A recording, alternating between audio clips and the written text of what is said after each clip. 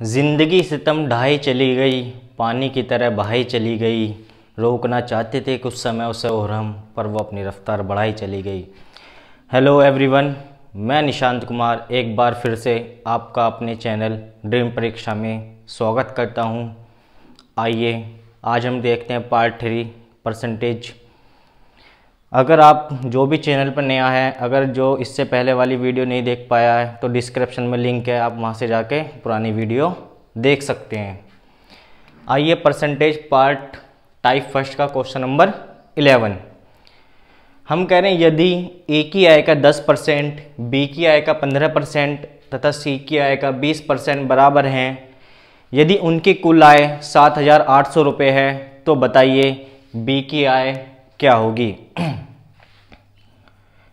देखो हमसे कह रहा है ए की आय का 10%, यानी कोई ए है उसका जो 10% वो बराबर है बी की आय का 15%, बी की आय का 15% और बराबर है सी की आय का 20%। देखो कभी भी ऐसी इक्वेशन बनेगी तो वहाँ में सिर्फ एक काम करना है, जो भी सारी परसेंटेज गिवन है यानी दी हुई हैं, इन सब के क्या लेना है एलसीएम, और एलसीएम लेके पूरी इक्वेशन को डिवाइड कर देना है। जैसे कि 15, 10 और 20 का एलसीएम जब निकालोगे तो कितना आ जाएगा 60। देखो एलसीएम और एचसीएफ, हम एलसीएम और एचसीएफ में सीखेंगे, उस चैप्टर में सारी चीज़ें जानेंगे। फिलहाल आप ये जान लें कि 15, 20 और 10 का एलसीएम जो आएगा वो कितना आएगा 60। तो पूरी इक्वेशन को किससे डिवाइड करना है हमें 60 से, 60 से इसे, 60 से इसे और 60 से इसे। अब इसे काट लेंगे, 10 छिंग 60, 15 चौके 60, 20 दिया 60। ऐसा ये वाला स्टेप करने के बाद जिसके नीचे जो वैल्यू बचेगी वो उस पर्सन की वैल्यू आ जाएगी। जैसे ए की वैल्यू 6, बी की वैल्यू 4 और सी की वैल्यू 3। तो अगर ए प्लस बी प्लस सी देखें तो 6, 4, 3, तो टोटल कितनी वैल्यू हो गई 13। पर हमसे कह रहा है जो तीनों की कुल आय है वो कुल आय कितनी है 7,800 रुपये है, यानी 13 की वैल्यू जो देके चलाए हैं वो है 7,800। अब 13 छिंग 78, तो एक की वैल्यू कितनी आ गई 600। जब एक की हमें वैल्यू पता है तो हम चाहे ए की भी निकाल लेंगे अब, या बी की निकाल लेंगे या सी की, पर पूछी क्वेश्चन में किसकी है हमसे बी की। तो बी कितना है 4 है, 4 में किसकी गुना चाहिए सिर्फ 600 की, और 6 चौक 2400। तो बी की आय कितनी है 7800 में से 2400 रुपये। ओके, देखिए नेक्स्ट क्वेश्चन। अगर किसी को किसी क्वेश्चन में दिक्कत है तो वीडियो रिपीट करके देख सकता है वो। नेक्स्ट क्वेश्चन में कह रहा पी क्यू से 5 गुना बड़ा है तो P क्यों P से कितने प्रतिशत कम है। अब देखिए बड़ा कौन है P है, कंपेयर किससे कर रहे हैं Q से, तो P है और एक Q है। देखो जब Q से 5 गुना बड़ा है P, देखो बड़े का मतलब है जहां बड़ा या ज्यादा आ जाएगा वहां हमेशा ऐड होगा, मल्टीप्लाई करके ऐड। अगर इसे हम 1 मान लें तो इसका 5 गुना ऐड करना है क्योंकि 5 गुना बड़ा। जब इसका 1 पंजे 5 और इसे ऐड करेंगे तो 6। तो हमें पता पड़ी अगर क्यों 1 है तो P कितना है 6 है। अब हमसे कह रहा क्यों P से कितने प्रतिशत कम है। क्यों बताइए आप P से कितना कम है, आप बताओगे कि ये 6 है, अगर वो 1 है तो कितना कम है 5। अब हमने पहली वाले पार्ट में भी देखा था, हम इसे कंपेयर उससे करेंगे या हर में वो चीज़ रखेंगे जिससे हम कंपेयर कर रहे हैं। तो कंपेयर क्यों का किससे कर रहे हैं P से, और P कितना है हमारे पास 6, तो 5/6 गुना 100।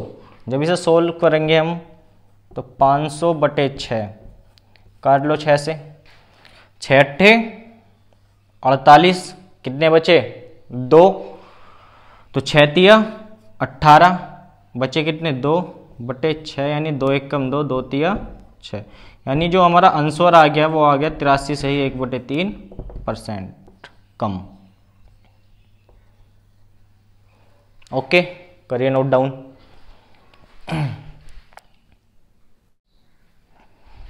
आइए चलते हैं नेक्स्ट क्वेश्चन की तरफ। ये कह रहा है नेक्स्ट क्वेश्चन में यदि a प्लस बी का 40%, a माइनस बी का 60% बराबर हैं तो बताइए a अनुपात b क्या होगा। देखो हमसे कह रहा है a प्लस बी का 40%,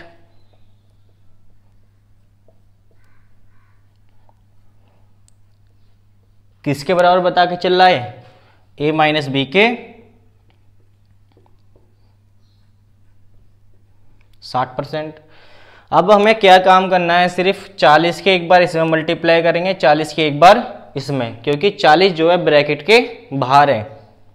तो ऐसे बोलने, देखो परसेंटेज से परसेंटेज कैंसिल, तो परसेंटेज का कोई भी मतलब नहीं है।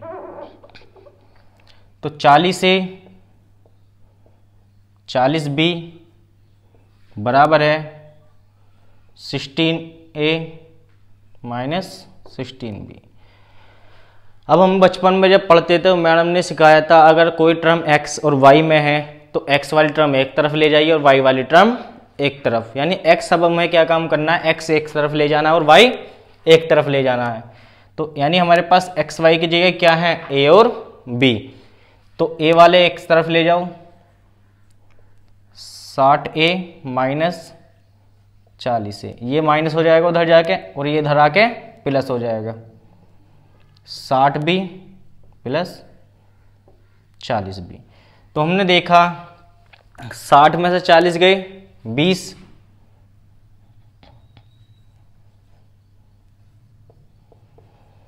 60 और 40 100b, और यहाँ से हमें क्या निकालना, अनुपात a अनुपात b, कितना आ जाएगा, ये इसके अपोन में और ये इसके अपोन में, तो 20 एक कम 20 और 20 पंजे 100, तो a अनुपात कितना आ गया हमारे पास, 5:1। सही है। अब देखिए एग्जाम में अगर हम इसे इतना बड़ा खोल के करेंगे तो हमें थोड़ा सा टाइम लग जाएगा। इसके लिए हमें सिर्फ एक चीज याद रखनी है हमेशा, अगर इसे हम बहुत जल्दी करना चाह रहे हैं, डायरेक्ट a और b की वैल्यू निकालना चाह रहे हैं, a/b, तो उसके लिए क्या काम करना है, हमें देखना है कि प्लस वाला कौन है और माइनस वाला कौन है। देखो माइनस वाला कौन है, b, और प्लस वाला कौन है, a दोनों जगह प्लस में है और b माइनस में। तो जो प्लस में है उसके लिए तो हम दोनों परसेंटेजों को जोड़ लेंगे और जो माइनस में है उसके लिए हम परसेंटेजों को आपस में घटा लेंगे। तो a प्लस में है तो a के लिए क्या करना है, दोनों परसेंटेज ऐड, और b माइनस में है तो दोनों परसेंटेज माइनस। तो यहां से डायरेक्ट हमारा आंसर आ जाएगा 100/20, ये कह दो 20 एक कम 20 और 20 पंजे 100, तो a अनुपात b हमें डायरेक्ट आंसर मिल गया 5 और 1।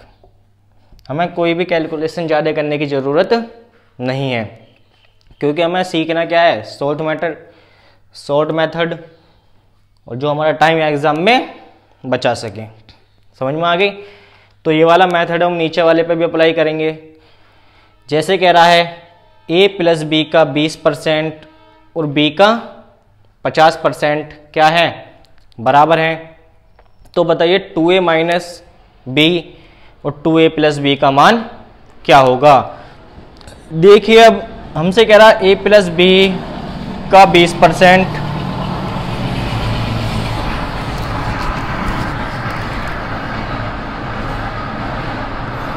किसके बराबर है, b के 50% के बराबर है।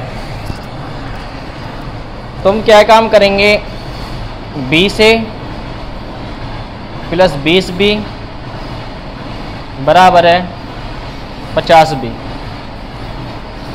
देखो एक तरफ रहने दे और b उधर जाकर माइनस हो गया, तो 50 में से 20 गए 30। तो यहाँ से a अपॉन b कितना आ गया, 30/20 आ गया। 0 से 0, तो हमारे पास मिला 3 और 2, यानी a की वैल्यू कितनी है 3 है और b की वैल्यू कितनी है 2 है। तो यहाँ पे इक्वेशन में इसे लगा देंगे हम, 2a माइनस 3b और 2a प्लस b में लगा दो। a की वैल्यू 3, b की वैल्यू 2, तो 2 गुणा 3 माइनस 2, 2 गुणा 3 प्लस 2, 3 दूनी 6 में से 2 गए 4, 3 दूनी 6 और 2 8, यानी आंसर हमारी वैल्यू कितनी आ गई 1/2। ओके, करिए नोट डाउन। ये हो गया ना। अब एक काम कीजिए, देखिए अभी इसमें एक, अगर आप थोड़ा सा ज़्यादा सोचेंगे तो ज़्यादा अच्छा रहेगा। ऐसे तो हो भी सकता है, अब देखो इसमें थोड़ा सा टाइम और बचा सकते हैं। अगर हमारी सोचने की तर्क शक्ति थोड़ी अच्छी है तभी हम मैथ को ज़्यादा आसानी से सॉल्व कर पाएंगे। एक बच्चा आया और बोला सर कि b का 50% तो इधर है ही और b का 20% इधर भी है, तो b का कौन सा हिस्सा बच रहा है a के साथ, a के 20% के बराबर, या ऐसे मान लो कि a का जो यहाँ 20% है, क्योंकि b का 50% तो एक साइड हो ही गया और b का 20% इधर भी बच रहा है, तो यहाँ b का कितना परसेंट और बच रहा है 30%। तो a का जो 20% है वो b के 30% के बराबर है। आप ऐसा डायरेक्ट भी सॉल्व इसे कर सकते हो, तो डायरेक्ट वैल्यू कितनी आ जाएगी a अपॉन b 30/20। पहले की तरह हम क्वेश्चन सॉल्व कर लेंगे, ये एक इजी मेथड है।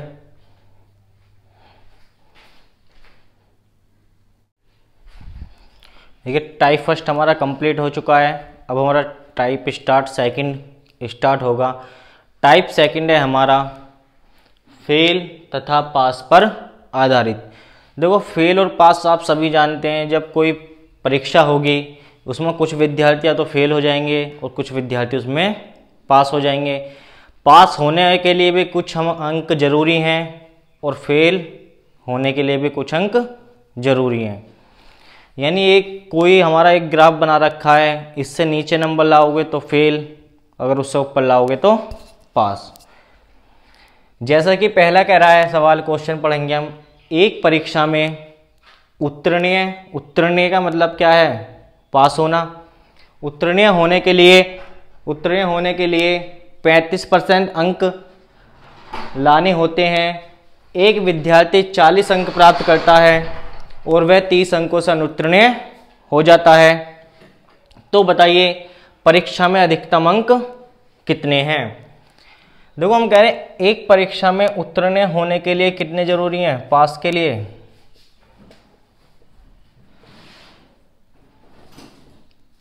35%। अब एक बच्चे ने क्या काम करा, एग्जाम दिया और कितने अंक प्राप्त करे 40। जो प्राप्त अंक हैं वो कितने हैं 40। अब क्या काम हुआ कि बच्चा अब 30 अंकों से फेल हो गया। अगर वो मास्टर को पैसे दे देता या कुछ कर लेता तो मास्टर उसे कितने नंबर देता, 30 नंबर और एक्स्ट्रा दे देता, और 30 नंबर एक्स्ट्रा देते नहीं बच्चा पास हो जाता। तो अब कौन सी कंडीशन बन गई हमारी, ये वाली पास वाली, क्योंकि 30 से तो वो फेल हो रहा है और 30 उसे हमने नंबर एक्स्ट्रा दे दिए। तो हम बता रहे हैं जब यहाँ भी पास है और ये भी पास हैं तो दोनों कंडीशन कैसी हैं, सेम है। तो दोनों कंडीशन सेम है तो हम ऐसा बोल सकते हैं कि 35% किसके बराबर है 70 के, और 35 दूनी 70, यानी 1% किसके बराबर है 2 के। हमसे क्वेश्चन में पूछ रहा है तो बताइए परीक्षा में अधिकतम अंक कितने। देखो सबसे अधिकतम अंक वो होंगे जो हमारे एग्जाम में एग्जामिनर लेगा। जैसे हमने बचपन में पेपर दिए तो उसमें पूर्णांक या अधिकतम अंक कितने में से मिलते थे, 100 में से, या कहीं मिलेंगे 50 में से। तो अधिकतम अंक हम कितने मानेंगे, पूरे 100%। तो 100% कितना है, 2 जीरो इधर बढ़ाई और 2 जीरो इधर, तो टोटल 100% कितना आ गया, 200। यानी जो पूर्णांक है या अधिकतम अंक है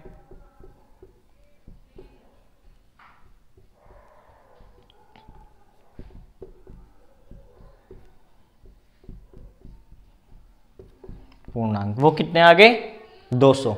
बात समझ में आई कि पास होने के लिए 35% चाहिए, वो 40 लाया और 30 से फेल हो गया, तो हमने ऐसा सोचा क्यों ना उसे 30 दे दिए जाए, उसे पास करा दिया जाए। तो 30 देते नहीं वो पास हो गया, और पास होते नहीं हमें पता पड़ा कि 35% के लिए 70 नंबर लाने जरूरी हैं, और 1% के लिए 2, और पूर्णांक अधिक से अधिक आएंगे तो 100%, और 100 की वैल्यू कितनी आ गई, 200। ओके, आइए नेक्स्ट क्वेश्चन।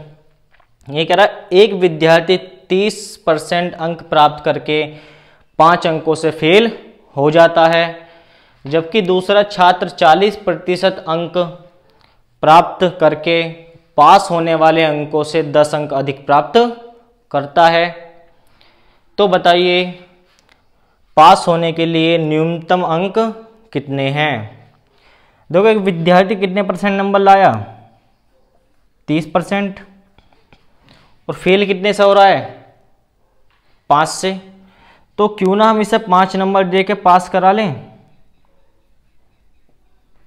कि 30 लाया था, 5 नंबर से फेल हो रहा था, तो हमने क्या काम करा, 5 नंबर एक्स्ट्रा इसमें ऐड कर दिए। तो 5 नंबर जैसे ही हमने ऐड करे तो वो पास हो गया। अब एक दूसरा छात्र है, वो कितने ला रहा है, 40%, और पास होने वालों से कितने एक्स्ट्रा ला रहा है, 10।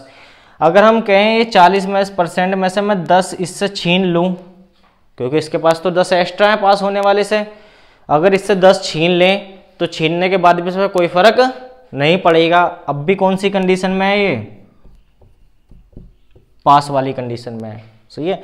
इसे 5 देने के बाद पास हो रहा है, और इससे 40% में से 10 अंक छीनने के बाद भी ये पास है। दोनों कंडीशन कैसी हैं, अब बराबर है पास पास पर। तो हम बताएंगे 30%, या एक काम करो पहले बड़ी वाली डिजिट लिख लेते हैं, 40% माइनस 10% बराबर है 30% प्लस 5। देखो 40 में से 30 गए, 10% उधर जाकर 15, और ये उधर जाकर प्लस हो जाएंगे, 10 और 5 15, यानी जो 10% की वैल्यू है वो कितनी है हमारी, 15। अब क्वेश्चन में पूछ रहा है पास होने के लिए अंक। देखो पास होने के लिए ये वाले भी अंक हैं, और पास होने के लिए ये भी अंक है। अगर हमें अंक चाहिए तो प्रतिशत किस में बदलना पड़ेगा, नंबरों में। तो या तो 40% नंबर में बदल लो या 30% नंबर में बदल लो, एक ही बात है। अगर 30 निकालेंगे तो उसमें 5 जोड़ना पड़ेगा, अगर 40 निकालेंगे तो उसमें 10 माइनस करना पड़ेगा। तो हम 30 निकाल लेते हैं, तो 30% की वैल्यू कितनी आ जाएगी, मल्टीप्लाई बाई 3, 15 तिया 45, यानी 30% की वैल्यू 45 है। तो पास के लिए कितने बचे अंक, यहाँ पे 45, और पास के लिए 5 और एक्स्ट्रा चाहिए, तो 50 अंक जरूरी हैं, सही है। तो पास होने के लिए अंक हमें पता पड़ गए, कितने अंक जरूरी हैं, 50। करिए नोट डाउन। आइए देखते हैं क्वेश्चन नंबर 3। देखो क्वेश्चन नंबर 3 हमारा कह रहा है कि एक परीक्षा में 60% विद्यार्थी गणित में पास हैं, जबकि 40% विद्यार्थी अंग्रेजी में पास हैं, तथा 20% विद्यार्थी दोनों विषय में पास हैं। तो बताइए फर्स्ट, परीक्षा में कुल कितने प्रतिशत विद्यार्थी पास हैं, बी कुल कितने प्रतिशत विद्यार्थी फेल हैं, नंबर 3 कुल कितने प्रतिशत केवल गणित में पास हैं, कुल कितने प्रतिशत केवल अंग्रेजी में पास हैं, कुल कितने प्रतिशत केवल एक विषय में पास हैं। देखिए ऐसे सवाल सोल्व करने के लिए हमें ग्राफ बनाना पड़ेगा।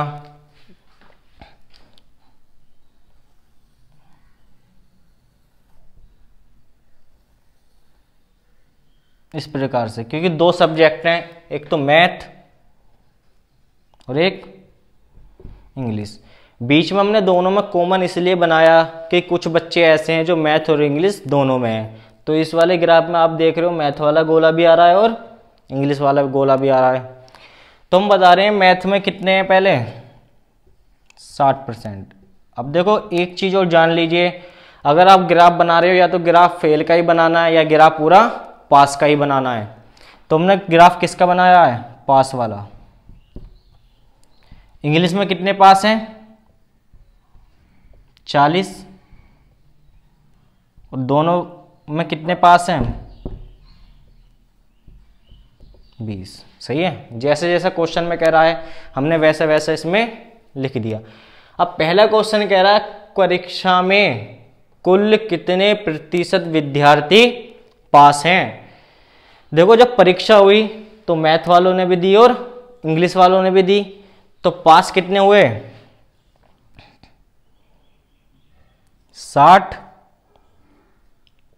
+ 40 हो गए। पर 20 बच्चे ऐसे रह गए कि वो इस वाले सर्कल में भी आ गए, वो इस वाले सर्कल में भी आ गए। तो 20 बच्चे का अब क्या करें। देखो आपने देखा होगा बचपन में मैच खेलने जाते थे, एक हम बीच का चेकर बना लेते थे। तो बीच का चेकर जो था वो एक बार इस टीम में भी खेलता था और एक बार इस टीम में। पर अगर हम जनों की संख्या की काउंटिंग करेंगे तो बीच का चेकर सिर्फ एक बार ही गिना जाएगा। तो ये वाले 20% हमने इसमें भी ले लिया और ये 20% इसमें भी ले लिए। तो 20% कितनी बार गिन लिया हमने टोटल 2 बार। तो एक बार हमें 20% माइनस करना पड़ेगा। तो पास वाले कितने आ गए 60 40 100 20 80%। यानी पहले का आंसर मिला हमें कितना 80%। यानी पास कितने हैं टोटल 80। अब कह रहा है कुल कितने विद्यार्थी फेल हैं। बताओ जब टोटली 100% बैठे, 100 में से 80 पास हो गए, तो बचे हुए कितने बचे फेल। 100 में से पास वाले घटा दो 20% क्या आ गए फेल। जितना आसान सा पूछ रहा था। नेक्स्ट कह रहा है कुल कितने प्रतिशत केवल गणित में पास हैं। देखो केवल गणित ओनली मैथ। अब कह रहा ओनली मैथ। अगर हम पूरा अपना इंग्लिश वाला सर्कल दबा लें अभी, तो 40 से कोई मतलब नहीं है। तो हमें कौन से वाले सर्कल से मतलब है मैथ वाले से। तो मैथ वाले में कुल कितने पास है हमारे हिसाब से 60। पर 60% में 20% बच्चे ऐसे हैं ये वाले जो इस वाले सर्कल में भी लाई कर रहे हैं, यानी उस वाले सर्कल में भी आ रहे हैं। तो 60 में हमारा कितना कॉमन है 20। तो 20 हमें इसमें से माइनस करना पड़ेगा। सिर्फ अगर ओनली ऑन मैथ में देखा जाएगा तो ओनली मैथ में सिर्फ कितने % पास हैं 40। तो मैथ में कितने पास आ गए 40% पास। अब कह रहा है कुल कितने प्रतिशत केवल अंग्रेजी में पास हैं। अब किसकी पूछ रहा ओनली इंग्लिश। तो आप कहोगे जैसा हमने मैथ में निकाले ऐसे इंग्लिश में निकाल लेंगे। अब क्या मैथ वाला सर्कल दुबका लो तो 40% टोटल है पास। पर 20% ऐसे हैं इसमें 40 में से जो मैथ में भी पास है, तो मैथ वाले इसमें और घटाने पड़ेंगे। तो ओनली इंग्लिश में कितने हैं 20। तो ओनली इंग्लिश में कितने आ गए 20%। ओके। अब देखिए लास्ट कह रहा है कुल कितने प्रतिशत केवल एक विषय में पास हैं। देखो एक विषय का मतलब है ओनली 1 सब्जेक्ट। अगर मैं हूं या तो मैं इंग्लिश में पास होना चाहिए हूं या फिर मैं मैथ में पास होना चाहिए हूं। मैं ऐसा नहीं होना चाहिए हूं कि मैं मैथ में भी पास हो जाऊं और मैं इंग्लिश में भी पास हो जाऊं। तो हम बता रहे हैं ओनली मैथ और ओनली इंग्लिश। तो 40 यहाँ और 20 यहाँ, क्योंकि ये भी सिर्फ मैथ में पास हैं और ये सिर्फ इंग्लिश में पास हैं। Only 1 subject. तो हम बताएंगे 40% तो मैथ में पास हैं एक सब्जेक्ट में और 20% इंग्लिश एक सब्जेक्ट। तो टोटल 60% जो हैं वो एक सब्जेक्ट में पास हैं।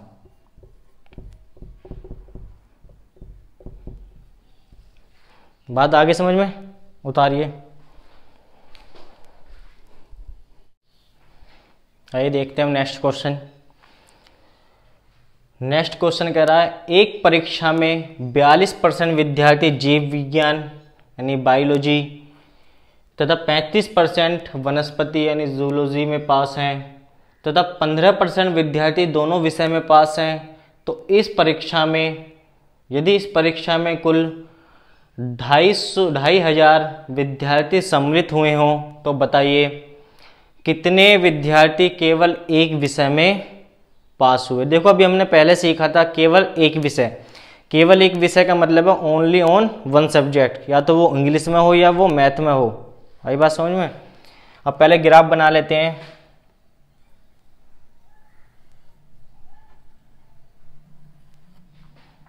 ये जीव विज्ञान का हो गया,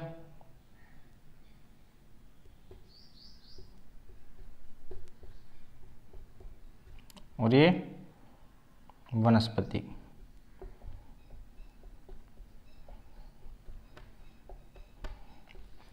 अब देखिए जीव विज्ञान में कितने पास हैं 42 और इसमें 35 और दोनों में कितने हैं 15। और ये ग्राफ किसका बना रहे हैं हम पास का। अगर फेल वाला ग्राफ बनाएंगे तो उसमें जो भी डिजिट है वो किस वाली बननी पड़ेंगी फेल वाली। सही है, फेल वाले बनाने में कोई दिक्कत नहीं है। अगर हमें 42 है तो 42 हमें 100 में से माइनस कर देंगे तो हमारे किस वाला आ जाएगा फेल का। अब कह रहा है कि बताइए कितने विद्यार्थी केवल एक विषय में पास हुए। देखो टोटल विद्यार्थी जो बैठे 100%, उसकी वैल्यू कितनी थी 2500। अगर 2 जीरो से 2 जीरो, अगर यहाँ से 1% की वैल्यू निकाल लूँ तो कितनी है 25। सही है। अब हमसे कह रहा है एक सब्जेक्ट ओनली वन। अगर हम जीव विज्ञान में पास देखें तो हम बताएंगे 42% पास हैं, पर 42 में अगर अभी हम ये वाले ढक लें तो बताएंगे 15 बच्चे ऐसे हैं वो वनस्पति में भी पास हैं। तो 15 इसमें से हमें घटाने पड़ेंगे। तो 15 घटाने के बाद कितना आ जाएगा हमारा 12 7 27, यानी 27% तो जीव में पास हैं। वनस्पति में कितने पास हो गए इस हिसाब से 35 टोटल है। अगर हम जीव हटा दें तो हम बताएंगे 35 टोटल है और 35 में से 15 दोनों में पास हैं, तो 15 इसमें से माइनस कर लो तो टोटल कितने हो गया 20। तो हम बताएंगे ओनली ऑन वन सब्जेक्ट जीव विज्ञान में 27% पास हैं और ओनली ऑन वन सब्जेक्ट वनस्पति में 20% पास हैं। और कुल ओनली वन सब्जेक्ट और एक सब्जेक्ट में टोटल कितने पास हैं 47%। तो हमसे पूछ रहा है 47% की वैल्यू कितनी है। तो हमने 1% की वैल्यू निकाल रखी है। 1% की वैल्यू हमारे पास कितनी है 25। तो 47 गुना 25, 25 छिक्कर 150, 25 सत्ते 175 का बचा 5, बचे कितने 17, 25 चौके 100 और 17 117। तो आंसर कितना आ गया 1175। बात समझ में आ गई। क्योंकि जब भी परीक्षा में बैठेंगे बच्चे तो अपने आप में 100% बैठेंगे किसी भी परीक्षा में।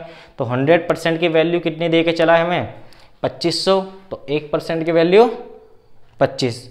तो हमने वन सब्जेक्ट में निकाल लिया। टोटल वन सब्जेक्ट में कितने बच्चे पास हैं 47%। तो 47 गुना 25 बराबर 1175। इसी प्रकार से नेक्स्ट क्वेश्चन हम कह रहे हैं 65% भौतिक विज्ञान में, जबकि 55% रसायन विज्ञान में और 40, जबकि दोनों में कितने पास हैं 40%। यदि इस परीक्षा में 72 विद्यार्थी फेल हुए हों। देखो इस बार हमें दे दिया फेल, यानी जो बच्चे फेल हो रहे हैं उनकी संख्या कितनी है 72, और हमसे पूछ लिया विद्यार्थियों की कुल संख्या कितनी है। तो हमें फेल वाले बच्चे निकालने पड़ेंगे पहले, फेल परसेंट। चाहे तो आप पास निकाल लो पहले या फेल ही निकाल लो। एक ही बात हम पास से निकाल लेते हैं जिससे दिक्कत ना हो, फिजिक्स और केमिस्ट्री। हम ग्राफ अब भी किसका बना रहे हैं, हम पास का ही, क्योंकि अगर हमारे पास कुल पास आ जाएंगे तो 100 में से पास वाले माइनस करेंगे तो बचेंगे कौन से, फेल वाले। तो भौतिक विज्ञान में कितने हैं, 65, 55 रसायन में और 40% दोनों में पास हैं। तो हम पास वाले निकालने पहले। तो पास कितने हैं, देखो फिजिक्स में भी पास है और केमिस्ट्री में पास है। तो 65 इसमें पास और 55 इसमें पास। पर हम बता रहे हैं कि 40 जो बच्चे हैं वो हमने इस वाले में भी एक बार गिन लिए हैं और 40% इस वाले में भी गिन लिए हैं। तो एक चीज़ 2 बार ना गिनी जाएगी, तो एक बार हमें माइनस करना पड़ेगा, वो कॉमन चीज़। देखो 65 और 5 यहाँ मान लो 70, 7 5 12, 120 में से 40 गए, 80%। तो पास कितने हैं, 80%। तो फेल कितने हैं,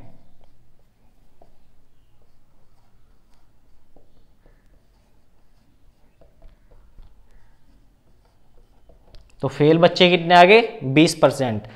और हमसे पूछ रहा विद्यार्थियों की संख्या कुल कितनी है, कुल तो 100% आएगी, पर हमें फेल वाले विद्यार्थी 20% की वैल्यू कितनी दे के चला है, 72। कि परीक्षा में जब फेल हुए और फेल वाले बच्चे जो निकाले गए वो संख्या कितनी निकली, 72। तो निकालिए 20% की वैल्यू कितनी दे के चला है, 72। और परीक्षा में कितने बैठेंगे टोटल, 100% हमेशा। तो हमें किसकी वैल्यू चाहिए, 100 की। तो हम बताएंगे कितना गुना करना पड़ेगा, 20 पंजे 100। तो इधर भी कितना गुना हो जाएगा, 5 5 7 35, 350, 5 दूनी 10, 360। तो बच्चे की कुल संख्या कितनी आ गई, 360। ओके, आज के लिए इतना ही, मिलेंगे आपसे फिर नेक्स्ट वीडियो में। वीडियो अच्छी लगे तो लाइक सब्सक्राइब कमेंट जरूर करें और बेल आइकन को ज़रूर दबाएं ताकि आने वाली वीडियो आप तक पहुंचती रहें।